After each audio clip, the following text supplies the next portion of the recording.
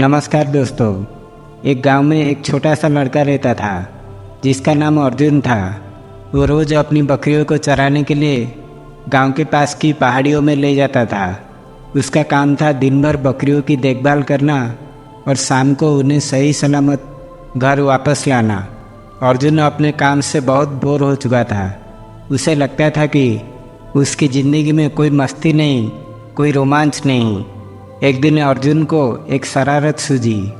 उसने सोचा क्यों ना गांव वाले के साथ एक मजाक किया जाए, और फिर उसने ज़ोर से चिल्लाना शुरू किया, बचाओ बचाओ, शेर आया, शेर आया, शेर आया, मेरी बकरी को खा गया।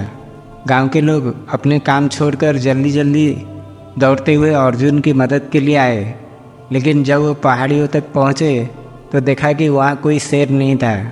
अर्जुन हंसते हुए बोला, अरे मैं तो मजाक कर रहा था। गांव वाले उसे देखकर निराश हो गए और बिना कुछ बोले वापस चले गए। अर्जुन को मजाक करने में बहुत मज़ा आ रहा था। उसने सोचा क्यों न ये मजाक फिर से किया जाए, और अगले दिन फिर से उसने वही किया। ज़ोर ज़ोर से चिल्लाया, शेर आया, शेर आया, मेरी बकरी को बचाओ। इस बार भी गांव वाले दौड़ कर आए और फिर से उन्हें पता चला कि ये सिर्फ एक मजाक था। वो फिर से निराश होकर लौट गए। कुछ दिन बाद सच में एक शेर पहाड़ियों में आ गया।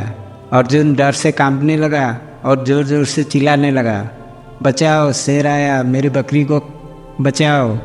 लेकिन इस बार कोई भी उसकी आवाज़ पर ध्यान नहीं दे रहा था। गांव वाले सोचने लगे ये लड़का फिर से मजाक कर रहा होगा। शेर धीरे धीरे अर्जुन की तरफ बढ़ने लगा। अर्जुन डर के मारे पेड़ पर चढ़ गया और शेर कुछ बकरियों को मार डाला और कुछ को जख्मी कर दिया।